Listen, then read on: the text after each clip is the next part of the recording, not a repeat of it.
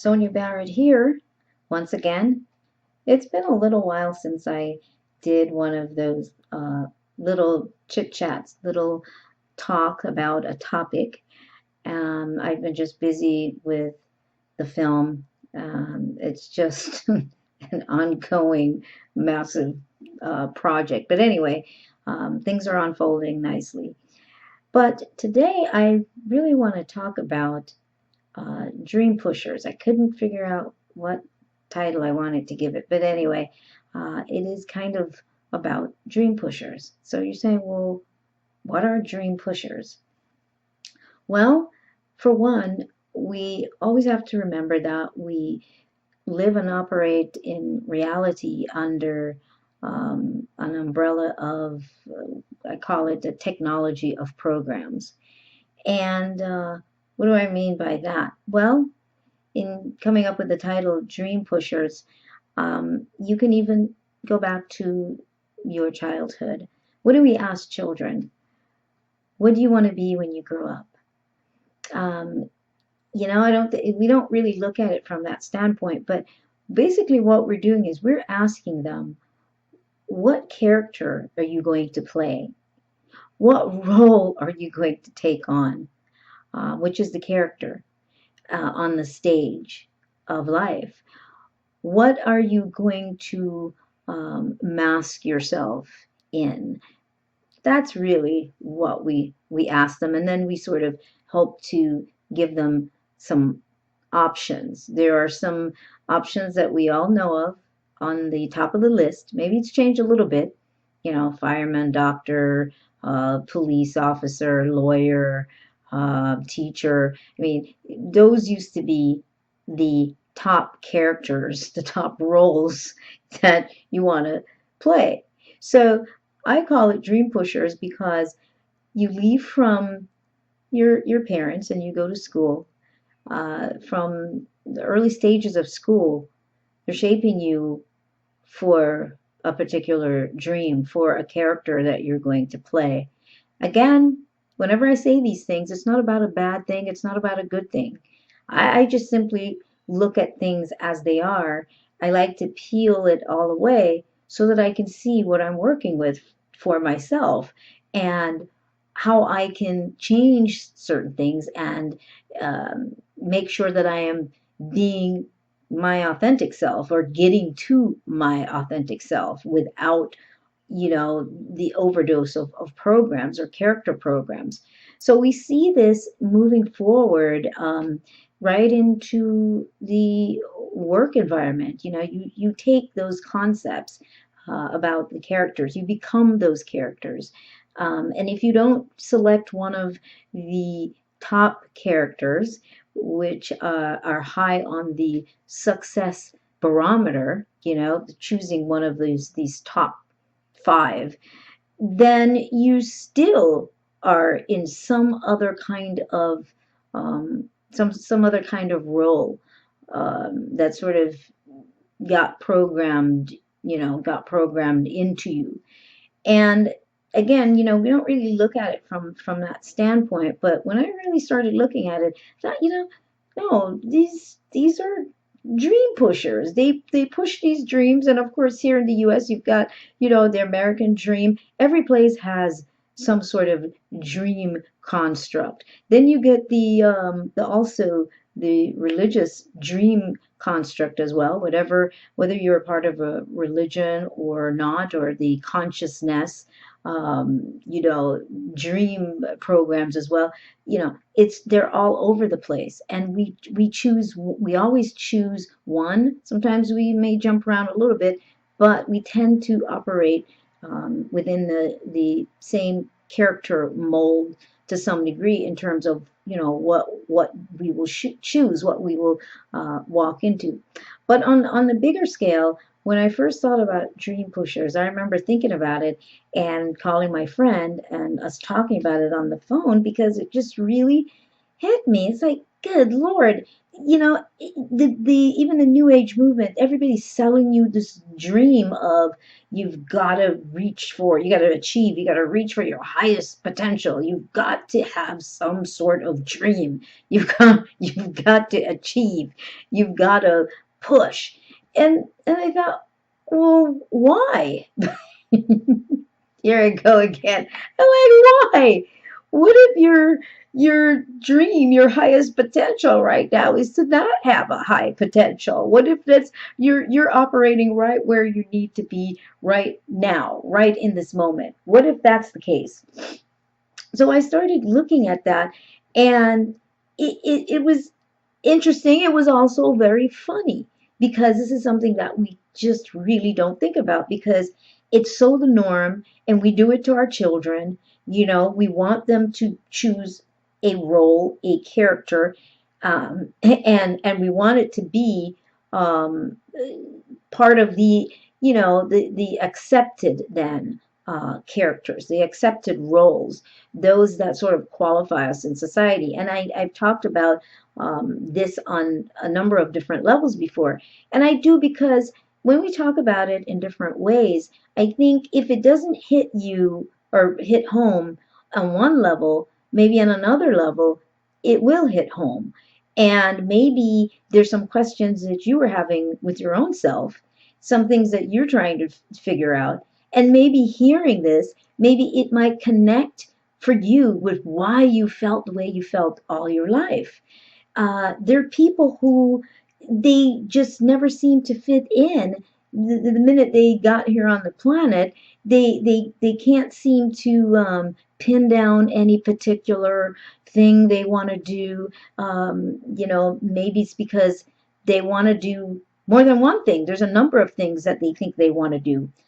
So we can look at that and we can see how or why, again, you might feel so maybe disconnected sometimes from the norm. You're operating in it, you're moving through it, you're going to work, you're doing all, even running your business, but there's something that you're still not satisfied with. And you'd be surprised to find out that that's because it has something to do with the dream that you're living. Could be, who was your dream pusher? How did you end up doing what it is you're doing right now? I know for me, I've always sort of gone just like the complete opposite way. It just never worked for me to function in whatever the supposed ideal constructs were, and in terms of those dreams. I didn't understand why, but now I completely understand more about it. And it's because I am so free to try different things, to go ahead and take a chance. As people have said to me, gosh, you're doing this film, how do you do all these different things? How do you do all these different things? And, I just go ahead and I just do it. It has nothing to do with trying to figure out ahead of time, which most people do. There's so much that we think that we have to do before we can actually attempt to try something new. There's so much fear of losing, or it not working, or it affecting your life, your finances, all of that stuff. It's all tied once again to those dream constructs. And so you have to look at, what is the dream that I am living right now? What is the character I'm playing right now? What role am I playing? How long have I been playing this? Did I even realize that I was playing this character? What lies beneath that? There is a lot more, yes, that I could say about the dream pusher concept. And I definitely, I definitely look at, again, it always seem like I'm beating up on the New Age movement or the love and light people, love and light, peace and love people, but it's not that. I just like the idea of just being free to do and be whatever I feel like being right now without anybody pushing me into a dream. If I don't feel like doing anything, I have no what no, I'm not driven right now to be any one thing. And I've had those moments where I just felt, maybe not for long, but I've had those moments, and you know what? And I just go, okay, I'm just not feeling it right now, and you just allow yourself to be right there. And I think so many people are under so much pressure to be this something, to go after whatever their highest potential is. How do you know what somebody's highest potential is? And I know for our children, we do want to see them do well. And we could even break that down more. Well, yeah, based on what? Sometimes we drive them so far away from their passions because we think that it's not going to be lucrative. You're not going to be able to make any money. How are you going to support yourself?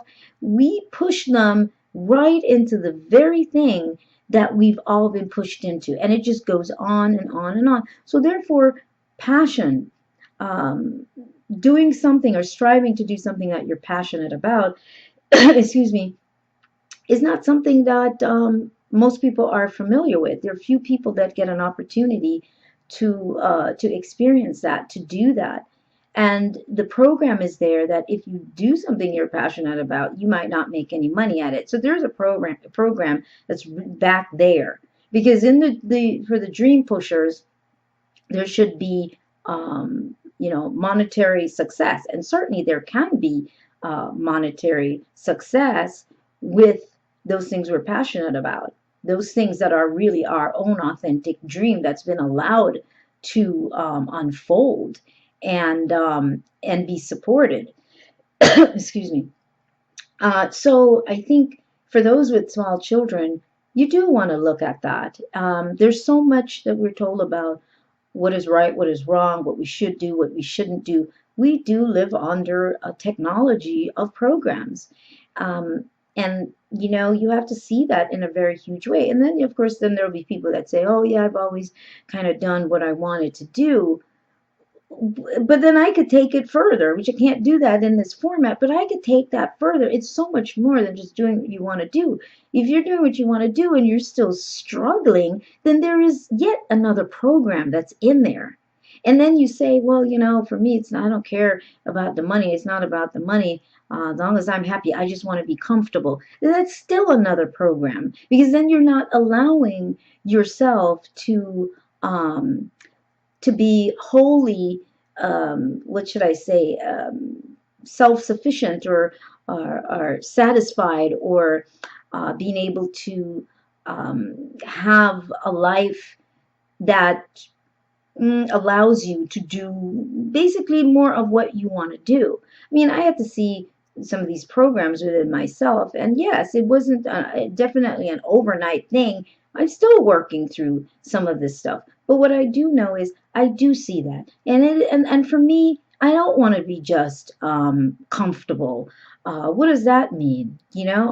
What is that? That's another dream pusher program too, because if you're not doing these things over here that are qualified, in the dream, in that deeper, the bigger level of the success dream, then that means that you, once again, you're not going to be monetarily successful. You're not going to be able uh, to live, whatever, a great life, as they put it. So, you have to look at all of that. So if you're saying you're doing what you want to do, you're passionate about it, but you're still struggling, and you're having to, well, donate. I got to get donations. Again, this is so much bigger, and I've been down all these roads, so I totally get it. And you gotta look at it. There's a science behind this. There's a huge science behind this. And looking at the dream that we got sold as children and the dream that we continue to live, and the characters that that we play, the roles that we play in the dream, and then in not living the dream or in taking on the dream that is maybe not necessarily was necessarily your authentic dream to begin with. Yet on the flip side, everything that we're doing is everything that we're supposed to do, everything that we needed to do. However, I feel that there is a point where we sort of wake up, wipe the sleep from our eyes, and go, wait a second. Maybe I want to do something else. Maybe I want to live larger, whatever larger means for me, because I guarantee you, you will have been gifted from all those experiences. Yes, from the dream pushers, from the non-passionate dreams that you've been living, from all of that, you will have been gifted. So I throw nothing out. Nothing goes to waste. It's sort of like your kitchen. You have leftovers, and maybe you can put it all together and make something. It's the same thing. Nothing goes to waste in my world. Every experience that I've gone through, I gather something from it and I use it to take me to yet the other level. Um, in the dream pusher situation, what is the big thing? What is the thing that everybody's afraid of? Is falling. Everybody's afraid of failing, of not having. So it always goes back to the survival program. So the dream pusher or the dreams are generally attached to survival. That's why those dreams are pushed, so that survival for you might not be such a struggle. That's what we want for our children. We want to make sure our children don't have to struggle, especially if you struggled. You don't want them to have to struggle, so you try to, help them to go in a direction of pushing them into one of the dream constructs that has been known to be either monetarily um, um, productive, monetarily beneficial, or something that is socially beneficial. Socially, it puts you on a level, a social level. You know how we measure everything. We measure people according to where they are. But what if we just tossed all of that out? What if we just tossed all of that out, and it didn't matter, um, and you could just be, and whatever it is you are, whether you're liked or not liked, it just didn't really matter, because you were having an opportunity to just be, and then we shift and come back around to this balance, this really balanced space. Um, where we more easily, I think, integrate in life and in dealing with people, and nobody's pushing a dream on anybody else, or pushing your dream on anybody else, or telling people what they should be or what they shouldn't be. And that's spiritually, because I hear it. I've heard it so many times, spiritual community, of what people should be doing and what they shouldn't be doing. Well, how do you know? I don't know what you should be doing or not doing. All right, now I'm just telling you these things, this information. So for somebody out there, maybe it'll be beneficial. Maybe it's something that you need to hear right now. All the doubt that you have about your life and things not unfolding, or haven't unfolded in your life the way you wanted it to. Maybe it's time for you to really just look at, look at the overall picture. Really go ahead and look. It's okay to go ahead and look. Don't avoid anything. Look at what you've lived. Look at what you've been given from your parents, from your educational system, to the corporate world, to all of it. Look at it. Don't hate it. Don't dislike it, but look at what you've gotten from it. And then now you have an opportunity to use all the data that you gathered from that experience, and maybe create your own unique dream. What do you want to do? I always say, what do you want to do right now? And if you feel like, I don't want to do anything, I'm okay with where I am right now, then that's what you need to do. But anyway, so I wanted to share that, and I do hope that it was beneficial to someone. I could go on and on, because there's a whole lot more behind it. This is a great science behind all of life, behind everything. If you get a chance to, please visit spiritinform.com. There's still lots of articles on there, and I have a retreat coming up in Mount Shasta this coming August. 4 days, 3 nights in Mount Shasta in August. So you want to go to the website spiritinform.com and take a look. It's the topic is the emerging master. Spiritinform.com, and please do subscribe to my YouTube channel. And if you have any comments about this, I'd love to see those comments.